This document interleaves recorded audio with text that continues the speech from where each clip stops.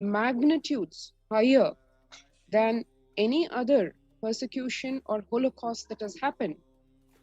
Yet, it is only now that the persecution of Hinduism is getting the recognition, understanding, awareness that was due to it long back and in much more intensity than one can ever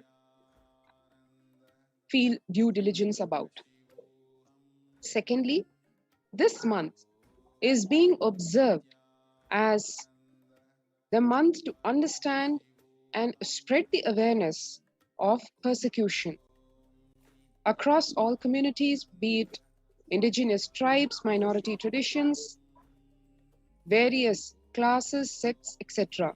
So the whole understanding of what persecution involves, really what it is all about, is what we are going to be seeing, especially in the context of the Adi Shaivite minority tradition, which is one of the core groups which form the following of the Supreme Pontiff of Hinduism, though he is the leader, the spiritual leader of 2 billion Hindus at large. This science of persecution is something every practicing Hindu needs to really understand, because this is really where Hindus, including our ancestors, have faltered, either due to lack of knowledge or lack of activism.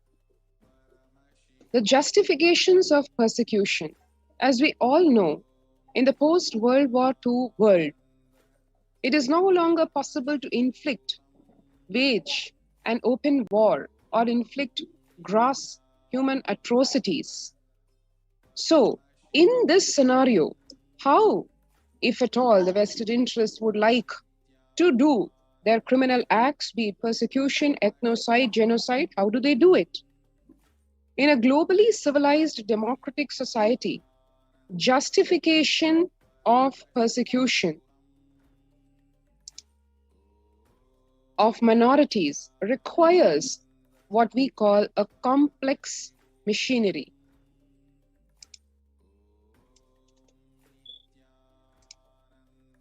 As humanity, globally so-called civilized and democratic systems evolved, law and order and regulations were set in place. The need to justify the violence, acts of violence, was required to keep the society pacified, while the anti-humanity forces continued to execute their crimes. In a globally civilized democratic society, justification of persecution of minorities requires really a complex machinery, and that's exactly what was put into action in the persecution done to the Supreme Pontiff of Hinduism. Multiple levels of persecution, layer over layer of conspiracy, and a well-planned attack on multiple fronts. In World War I, the assassination of the prince was used to trigger, as we know, and incite a huge war. Post-World War I, a simple trigger or justification was no more sufficient, because humanity, people were understanding it is just outright inhuman to do so. So a complex propaganda machinery was required to incite the society to support the acts of violence, make them look justified. Only then one can perpetrate them. In a globally civilized democratic society, justification of persecution of minorities requires a complex machinery. In World War II, if we see, racist ideologies of racial supremacy were used as a justification for extermination of the Jewish population. In a classic parallel to the same, when the colonial rulers invaded India and took Indians as slaves, the racist propaganda that was disseminated with a lot of pride included statements like dogs and Indians not allowed in public places. The justification propaganda and the methodology of justifying crimes against humanity, a very classic principle that was used during World War II. Call a dog a mad dog, and even if you kill it, people will only thank you. In the years that followed World War I, the whole methodology became highly sophisticated, allowing silent persecution of the entire population or entire community or the leader in such a way that literally no social, legal, or humanitarian questioning or backlash would happen. The Hindu Holocaust, the word itself seems to be new to most people, unlike the Jewish Holocaust, which has now become a household name, thanks to the relentless efforts of the Jews to make people aware and understand the crimes and the human rights violations that were committed against them.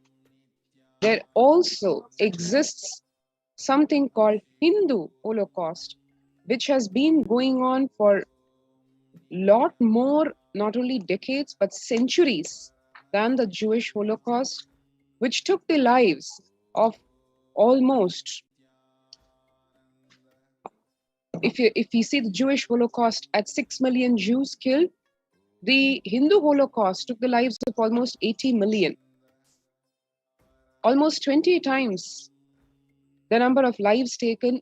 And this does not include the intensity and the horrific nature of the atrocities that were committed preceding the assassinations.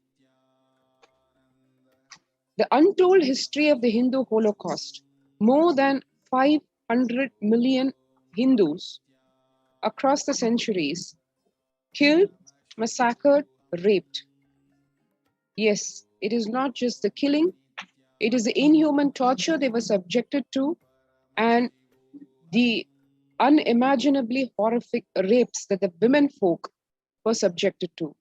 Between 3200 BCE to 2007 CE, Hindu kingdoms, just in the sheer numbers, have gone from 56 nations in the BCE era to just absolute zero as of today, excepting Kailasa, the only Hindu nation that exists today. The Hindu Holocaust, to really understand what enabled, what is it that we need to be aware of to avoid such a Holocaust from continuing. Yes, it is still continuing. This is the saddest part of the whole thing, where Hindus are not even aware that they are being persecuted, exterminated, literally from the face of this planet, right in front of their eyes and under their noses. Because Hindus have not been able to see through, or if they are seeing through, they feel they need not be involved in stopping the same. What is it? The 8 stages of the genocide. This is a planned attack which has been executed successfully across the various decades and centuries. Unless one understands the science of this persecution, we will be too naive, and before we realize it, it may be already too late. The United States Department of State has revealed what this science has been, the 8 stages of genocide. Mr. Gregory Stanton, in 1996, the founding president of Genocide Watch, explains. And if we see the 8 stages of that genocide, if we map it, the Hindu Holocaust has 7 stages of the Hindu genocide. In many other communities and civilizations, maybe 1 or 2 or maximum 3 stages of the genocide science may have been used. But in the Hindu Holocaust, 7 of the 8 stages have been used. What are they? Stage 1, segregation or isolation. Segregation or isolation, what it involves is the act of isolating from the human family to make that victim vulnerable and easy to persecute. From 1000 CE to 1600 CE was a time when barbaric terrorist tribes, the Mughal invaders, invaded the sacred land of Bharat. For them to justify killing any Hindu was as simple as calling him a kafir, infidel, a non-believer in God, and just force him to convert to the Islam religion because that's what they believe is true fidelity to the religion. Even if a person was factually non-believer, on what basis could it justify killing a person? Well, that logic was never asked. It was accepted as something very normal because the invader was practically the supreme power. However, in that era, it was enough. Just call a person a kafir, an infidel, and if you're not able to convert him, you just slaughter him. And society accepts it perfectly all right. However, now, in the modern era, that does not work. With all the human rights watch and human rights violations being checked internationally by various international organizations. So now, call a dog a mad dog and kill it, and people will only thank you, is the principle used. In these lines, calling a person a kafir, if you map it back, was equivalent to calling a dog a mad dog. Of course, in this case, it was just okay to call him a kafir and exterminate him. Now it involves a little more convincing about how the person is, how the person who's persecuting, or the community or the leader or the organization or country that is persecuting is justified in exterminating the victim of the persecution. So that was the case from 1000 CE to 1600 CE, where isolation was done on the basis of religious identity, Hindus versus Muslims. A person would be called kafir was just enough to kill him. And the kafir was equivalent to the analogy of the mad dog, as we saw. Just that one label of kafir was enough to justify horrific crimes, including, as one can see here, it is not from anybody's perverted imagination, but it is something which has happened as a fact in the history of India. Yes, mothers were garlanded with the heads of their beheaded children when they refused to convert. Women were pushed to the point of sati, where just to save her chastity and to avoid the literally gross possibility which was actually experienced. It was not just a possibility, this gross perverted invading Mughals who used to rape even the dead bodies of women. To avoid their dead bodies from being abused, women chose to ascend into the funeral pyre of their husbands if their husbands were killed, slaughtered by the invading Mughals, who had absolutely no ethics, be it in warfare or in daily life. The men folk, as you can see, horrific torture, which is unimaginable. Literally pinching the skin all over the body with pincers.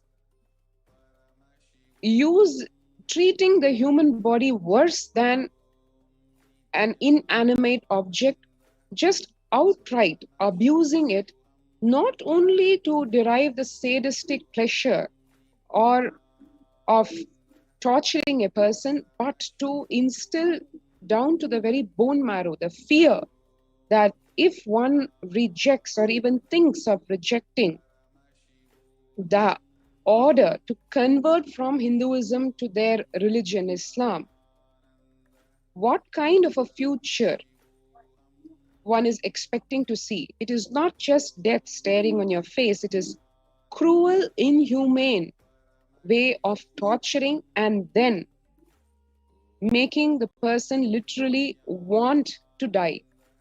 One can see over here, this stage one, segregation or isolation, is what one can see in modern history. In the case of Kashmiri Hindus, there is enough evidence on the internet by various research scholars who have explained the way the Kashmiri Hindus were persecuted and practically eliminated from the face of this planet. If we see, for example, just that one word, thug, which exists in the English dictionary, Where it derives its origin from is Thuggees were a tribe in India who revolted against the colonial invaders, the British. They were actually freedom fighters. They used the 1871 Criminal Tribes Act to declare them. The British actually passed a law, an act called the Criminal Tribes Act in 1871. And they just declared this whole community of Thuggees as born criminals. Yes, it is shocking that even a word like this can be conceived, born criminals. The British actually created a narrative which says that their profession of this tribe is crime. And the kids born into these tribes have to be brought out of this criminal atmosphere and the British granted themselves the power to intervene in all these tribes that were designated as criminal tribes.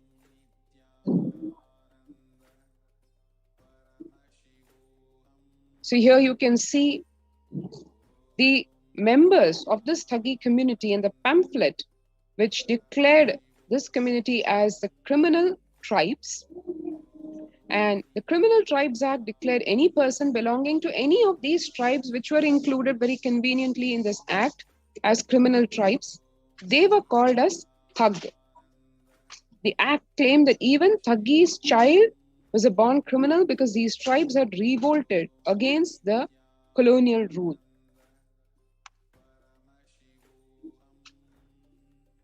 (1971), the black mark on human history itself, the Hindu genocide of Bangladesh. These gross pictures one is seeing over here depict just one aspect, one scene of what happened in 1971, where Hindus were just massacred to the extent of 30 lakhs just killed. The genocidal rape of 3.5 lakh women, 10 million Hindus forced to flee the country, 30 million became internally displaced. And one can see here the numbers speaking for themselves, where the Hindu population in Bangladesh in 1951 at about 22% of the whole population of Bangladesh, in 1998 down to 10%, in 2011, about a decade back, decimated to almost 8%. It was not just massacre, as we saw, as Hinduism has witnessed gory torture, rapes, brutal killings. People were isolated by labeling them Bengali or Bihari and killed. Being Bengali meant being kafir or an infidel, meant non-believer. Thus, the person should be converted or killed. The Hindu women were actually declared as public property. They were raped and killed along with their fetus, even if they were pregnant. Such was the hatred that was created against Hindus based on absolutely false, just prejudiced racial narratives. And the Supreme Pontiff of Hinduism, in recent times, being the target of some of these really violent crimes against humanity, single-handedly handling this persecution was the Supreme Pontiff of Hinduism, fighting against this Hindu Holocaust that has been taking the lives of men, women, children in millions over the last few centuries. The anti-Hindu forces spread huge volume of hate speech as recent as 2010, when the first massive attack on the Supreme Pontiff of Hinduism and Kailasa happened. They made the public image of the Supreme Pontiff of Hinduism in such a way that nobody wanted to associate with him. Even though people wanted to support him, they were not able to.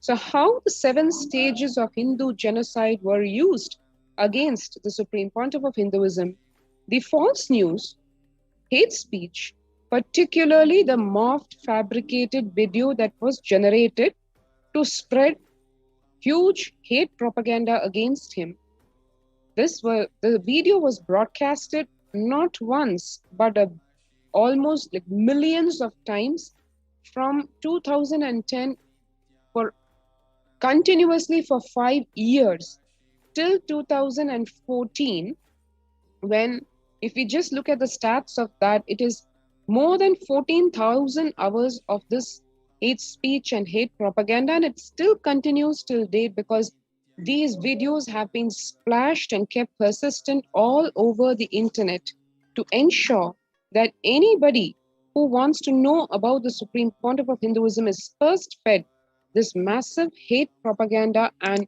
absolute misinformation and disinformation. The second, isolation and segregation. Social isolation or alienating. Because of the vilification done to the Supreme Pontiff of Hinduism, even if people wanted to support him, they were afraid to do so. The physical isolation took its toll as well. Several attempts were made to mob lynch or kill the Supreme Pontiff of Hinduism, including attempting to burn him alive inside his very own quarters, which is a simple thatched hut roof. To protect his disciples from being co-victims of such attacks, he had no other option other than to go into physical isolation, away from his community, away from his followers. One can see here the huge amount of hate propaganda that was spread in the media saying Godman vanishes into thin air. Yes, this is what was flashed after the media mafia and the anti-Hindu terrorist elements attempted to burn the Supreme Pontiff of Hinduism alive and were unsuccessful in doing so. And that is being flashed in the newspaper headlines as Godman vanishes into thin air and the hunt is on.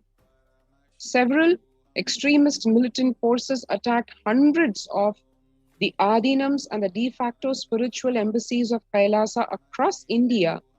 They targeted centers in more than 40 cities simultaneously and forced them to shut down overnight. This forced the Supreme Pontiff of Hinduism to have to flee his own Adinams and monasteries and remain isolated from his followers to protect his life.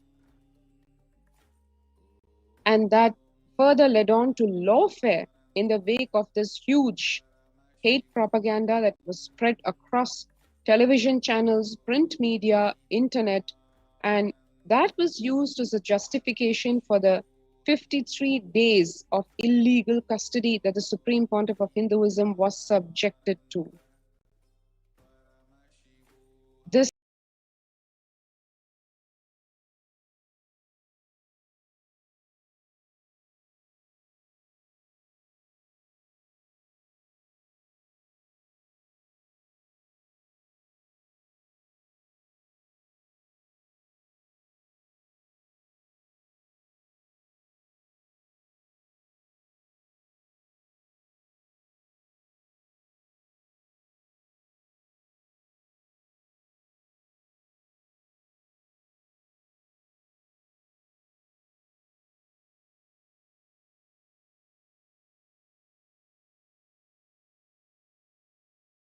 cases were booked against the Supreme Pontiff of Hinduism, and he was re-arrested. The disciples did not know of the second false case and had no clue about where the police were even taking him, even after bail was granted in the first case. By isolating the Supreme Pontiff of Hinduism from his disciples, the police were able to illegally arrest and violate the basic human rights of the Supreme Pontiff of Hinduism, as well as make him vulnerable to a mob armed with sticks. So the whole narrative was built around somehow create an atmosphere, an ambience of as if the people at large have hatred and violence towards Bhagwan, and that can be used as a justification for the assassination attempts that would be made by these anti-Hindu terrorist elements. It continued on 2 years later, again in September of 2014, during the illegally administered medical test, potency test on the Supreme Pontiff of Hinduism.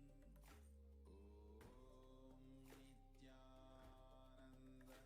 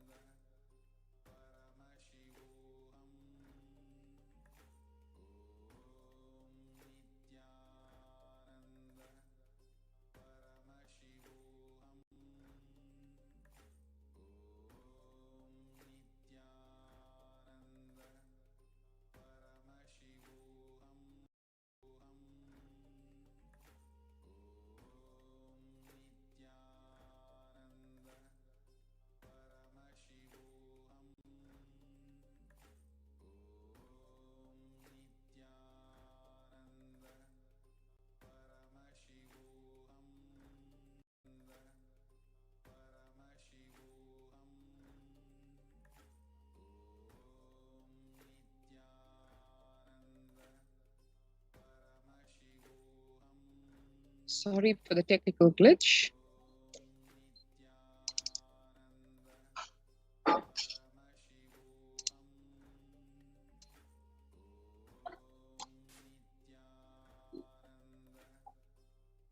So the program Confusion, that was the second stage of the Hindu genocide, which was inflicted on the Supreme Pontiff of Hinduism.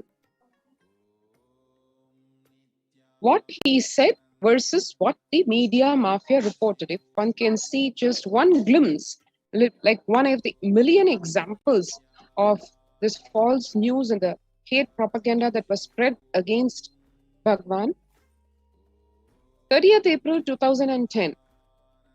What is the actual statement which the Supreme Pontiff of Hinduism had made is, do a potency test on me, because it was very evident the body of Bhagwan is absolutely divine. He's not even capable of indulging in any sexual acts, leave alone any sexual crimes.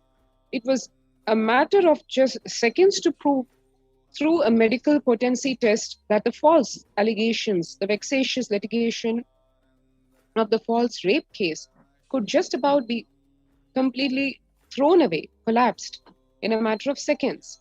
So what the Supreme Pontiff of Hinduism had asked for was do a potency test, and it would just show as broad as daylight that the false charge of rape against him that he was being accused of is absolutely baseless and could be dropped. But what did the media mafia report?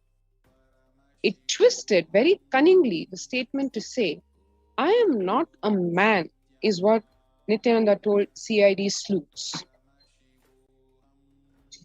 So the program Confusion, one can see here, misleading the public with statements which would increase the hate propaganda and the feeling of being cheated in the minds of the public, when actually the truth was, it was a very straight statement which would show to the people at large the existence of something as miraculous as a yogic body, and to debunk the whole false case which was foisted against the Supreme Pontiff of Hinduism. The fact of the matter was, the Supreme Pontiff of Hinduism, Bhagwan Nithyananda Paramashivam, is a lifelong celibate. Right from childhood, he's lived the life of a celibate monk, and he declared that he was ready to undergo a potency test to establish the falsity of the allegation and establish the fact that because his body is sexually impotent from almost childhood, the allegation was completely false and he's innocent, and the whole thing, the whole lawfare, is actually a multi-layered conspiracy. How the police cheated and how the media twisted. Trusting the police, the Supreme Pontiff of Hinduism told them to do a potency test on him. The police and the media mafia ganged up and twisted this and presented it to vilify him rather than showing his innocence, because very evidently the potency test that was conducted on the Supreme Pontiff of Hinduism showed to them like a slap on the face, indeed what he's saying is absolutely true. He is not even capable of a sexual act. So how the media twisted? The media in collusion with the police made absurd fake news, which made the Supreme Pontiff of Hinduism look absolutely actually ridiculous and so untrustworthy. The media diverted the attention of the people from the actual matter, from the actual core of the case being a false rape case being foisted on the Supreme Pontiff of Hinduism, when it is practically equal to a joke, because you're putting the case of rape on a man who is not even capable of a sexual act, because his body is a yogic body which is beyond any pulls or pushes of desire or lust. So the net effect was the average man, the reader, got successfully confused whether he should trust the Supreme Pontiff of Hinduism or not. But he started believing, even though he had this doubt, they were successful. This doubt was the wedge that was needed, because the end result was the common man started believing there must be something wrong, something fishy. This is exactly the aim of programmed confusion.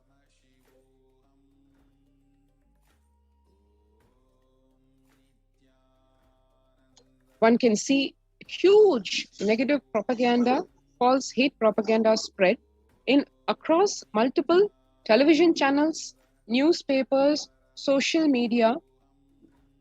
And this statement of the Supreme Pontiff of Hinduism, where he said, just do a potency test on me and the results will speak for themselves and you can decide on what you want to do about the false case.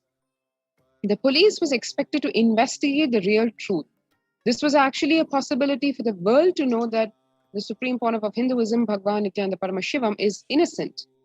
The police colluded with the media, though, because they did not want to, for obvious reasons, drop the false case, which they had spent years in planning. The anti-Hindu terrorist elements had spent years to plan out.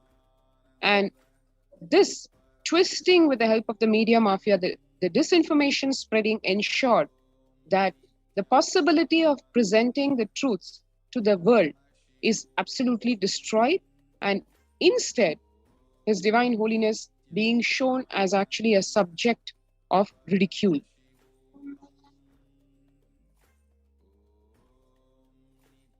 The media went on to spread further false news on using this lie as a foundation. The papers flashed, yes, it was me in the video. And on the one hand, one paper would publish this, another paper would, on the same day, after attending the same press conference where the Supreme Pontiff of Hinduism explained why he is telling that the case is false and how the crime, there is no question of any crime because such a possibility even never existed. But the media mafia confusing the people purposely in programming this confusion by two major newspapers, for example, in this case, saying exact opposite. The press conference can have only one statement from the Supreme Pontiff of Hinduism. It could be yes or it could be no, but here one can see the fact of the matter being Bhagwan saying it is obviously not him in the morphed video, and the papers publishing it as one saying, yes, it was me, another saying that wasn't me. So exactly opposite narration of the same press meet by two different newspapers, making it impossible for the victim and society to make intelligent, conscious decisions about violence against the victim. So the false news and the hate speech used are always against the victim.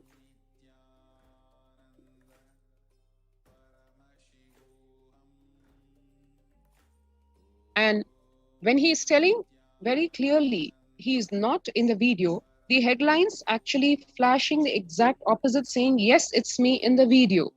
And the newspaper saying that wasn't me in the video.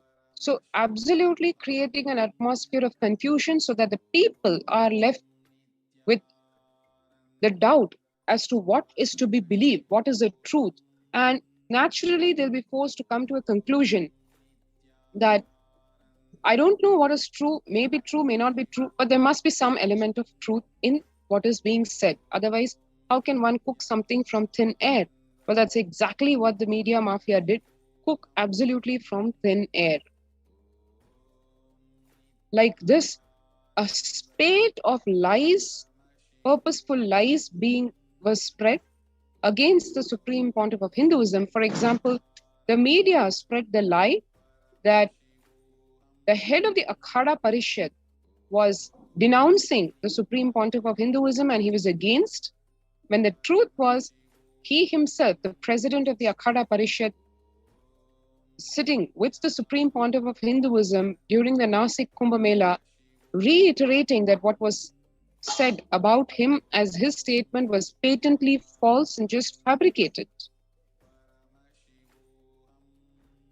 Exploiting the weaknesses of the community is the third stage of the Hindu genocide. Traits and weaknesses of the targeted individual or community are leveraged in this case. From 1700 to 1950, when we can see in the annals, the dark annals of the colonial rule in India, 80 million Hindus were starved to death, not by any natural disaster, but by horrific man-made created famines.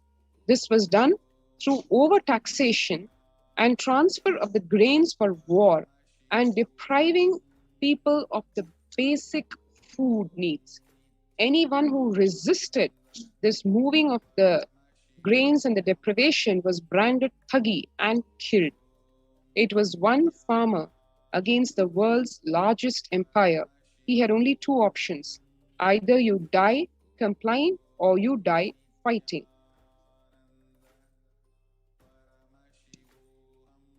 From 1009 AD to 1026 AD, about a millennium ago, Mahmud Ghazni attacked India 12 to 17 times.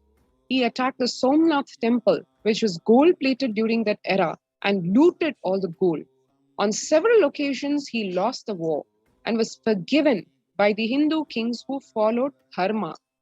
In the following years, more than 200 million Hindus were killed in various attacks by these very invaders who exploited the dharma and the compassion of the Hindu kings.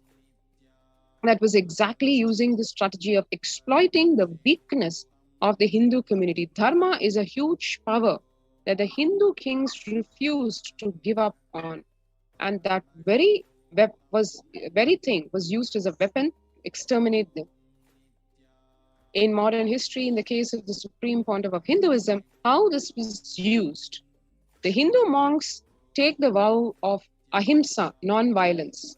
So the attackers, the anti-Hindu terrorists, they took advantage of this, and it did not stop them from using all sorts of violence on the monks. As one can see here, this was actually live telecasted on television, where a Hindu monk, the monk of the Sovereign Order of Kailasa, being openly attacked, and he does not retaliate, not because he is not capable of, but because he has taken the vow of ahimsa or non-violence.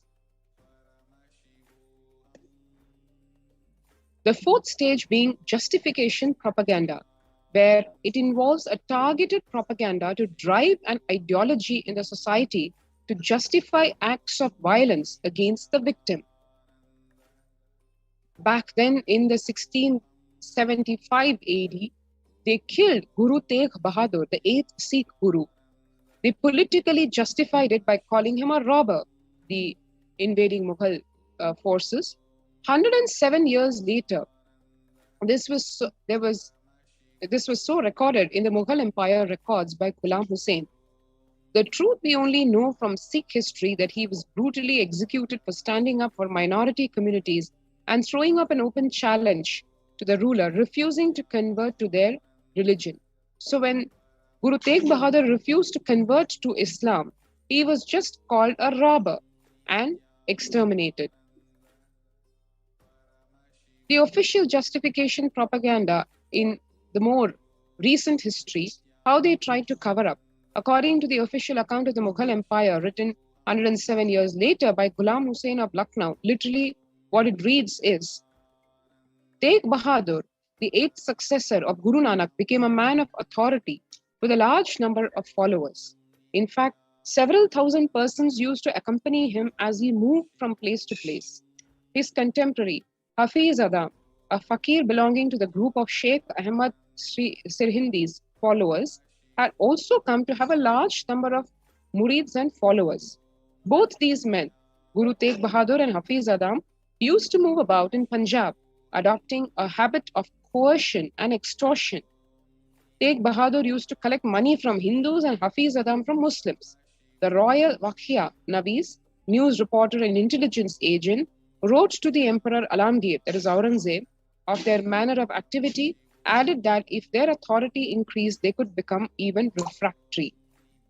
So see how history is distorted. As Bhagwan said, history is not as it is recorded, as our ancestors recorded in the form of Puranas, absolute sticking to integrity and reporting exactly what happened, not bothering to portray even the so-called hero's weaknesses. In the case of modern history, history is just written as per the so-called winner, the one who survives the conflict, rewrites history to suit his or her convenience. So the justification propaganda, the state-sponsored, this is what enabled the state-sponsored execution of Guru Tegh Bahadur and three of his companions in such a gory fashion, as one can see from these pictures, just literally wrapping them in cotton and setting that cotton afire so that the person is burnt alive in the most horrific, painful way. And the other picture showing how his companion was actually put in a pot of water, in a huge pot of water, and the pot made to boil so that he's made to die gruesome deaths by just being soaked, by forced to be in a pot of boiling water. Here one can see the third companion literally being cut asunder with a saw, just his body cut into two, so right down the middle, and he's just executed in this way with zero compassion, forget compassion, with absolute horrific, inhuman treatment. And in the face of this also, Guru Tegh Bahadur refused to convert from his own religion, Sikhism, to Islam.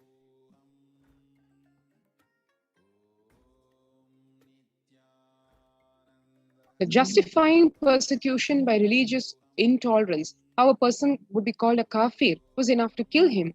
And the real underlying vested interest can be anything like expansion of the geographical empire. But the people will be massacred in large, justifying the entire act through religious intolerance, which is justified by their own propaganda. The same thing used by the colonial invaders by calling the freedom fighters as thugs. And even in the Hindu Holocaust, even in the Jewish Holocaust, one saw how 6 million Jews were killed, where the Nazi state persecuted Jews by branding them as inferior race and falsely blaming them for all the problems that their country was undergoing, and creating false narratives and race sciences, creating a fake theory like German Aryan race. Even the very race was invented, a whole race was invented just for the sake of this justification propaganda.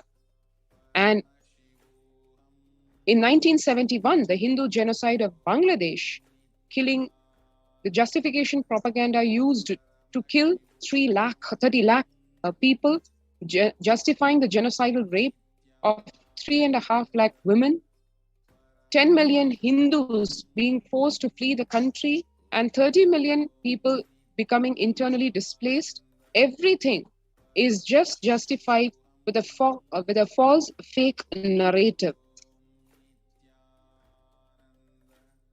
Same thing done in the case of Kashmiri Shaivism, where the Kashmiri Pandits were just exterminated from the face of this planet by just labeling them as refugees when they were actually the natives of the very region, creating a fictitious identity called Kashmiriyat, where the invaders portrayed themselves as the original inhabitants of the place, and internationally making it look like a geographical dispute and as if it was a freedom struggle. In 1982, 16 Hindu monks and a female monk of Anandamarg were burnt alive and killed. In 2017, a disciple of the Supreme Pontiff of Hinduism was burnt alive. All this justified with various narratives, false narratives. So one can see the parallel over here. In the case of the Anandamarg, the act was justified by calling them child snatchers. In the case of the disciple of the Supreme Pontiff of Hinduism, the police even refused to register an FIR, even though he was attempted to be killed by a planned fire explosion of a gas cylinder. And here, one can see in the media how the media mafia twists, where the news is propagated as where the victim of the persecution is actually showed as a criminal. Such is the sinister nature of this justification propaganda. July 2002, when FDI was allowed in the media, foreign direct investment was allowed in the Indian media, Ever since then, the foreign-funded media created a huge propaganda in the entire nation, targeting Hindu sadhus, especially monks, justifying their assassination and persecution. One can see here in the case of Jayendra Saraswati Swami, who was acquitted in the false, finally acquitted after almost a decade of lawfare done against him, in the false murder case that was charged against him. One can see here, when he was acquitted, the coverage that was given to that news, not more than 3 minutes, when actually, when the false case and the persecution and the lawfare was started against him and sustained against him, it ran for thousands of hours.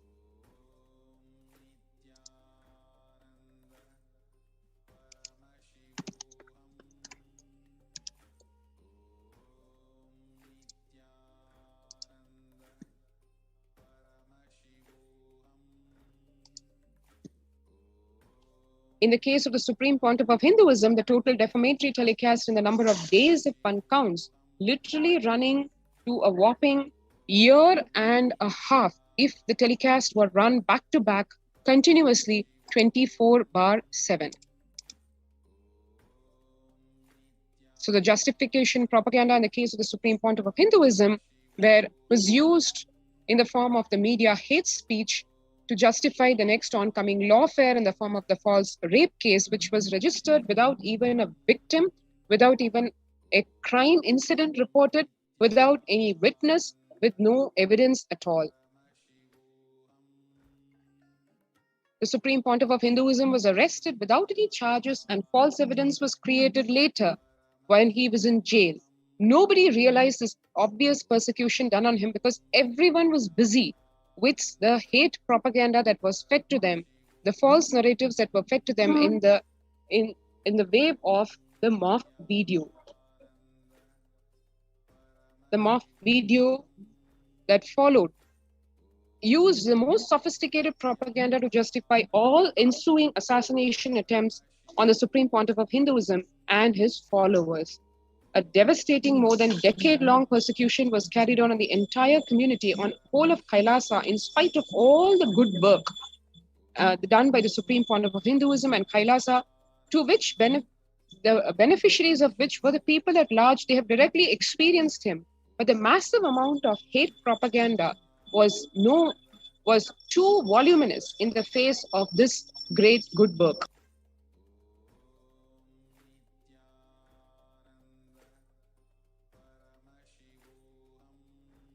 And to this day, people who don't even know him demand that the Supreme Pontiff of Hinduism be killed through mob lynching or extrajudicial murder. They don't even know why they want it. That is the level of the brainwashing that is induced. One can see here absolute hate propaganda just in the wake of this negative hype that is created, and people making such cruel statements as, when will an encounter happen against Nithyananda? Justifying acts as vicious as literally roughing up the Supreme Pontiff of Hinduism and slapping him, and even going to the extent of influencing the judiciary by these false narratives. The slanderous abuse, fake news continuously fed to the people. Defamation, slander, character assassination, all going absolutely unchecked, all leading to this atrocity material generation, which is used to justify all the acts of persecution, genocide, and ethnocide.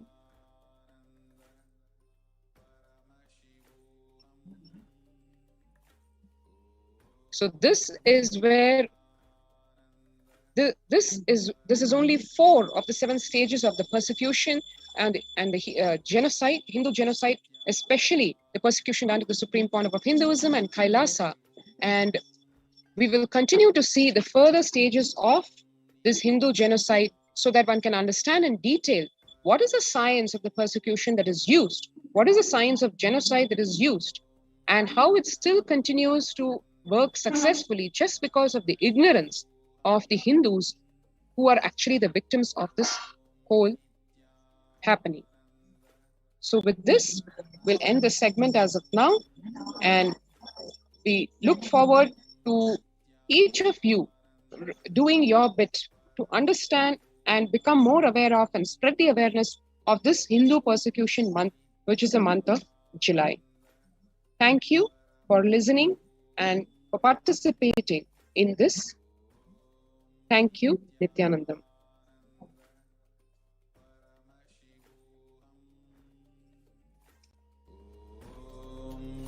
Nithyananda Paramashivoham.